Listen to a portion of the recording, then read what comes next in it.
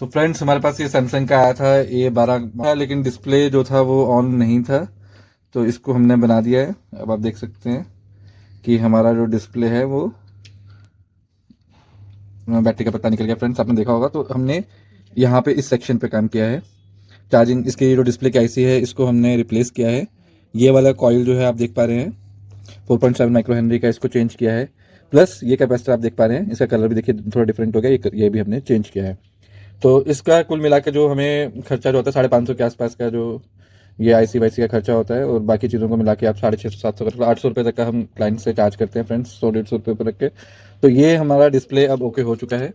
अब हम बाकी का फिटमेंट करेंगे, इसे कैमरे वगैरह वापस लगाएंगे, हैंडसेट को बंद करेंगे और इसको हैंडसेट को ओके करके क्लाइंट को शाम को वापस कर देंगे। तो देखिए फ्रेंड्स, हम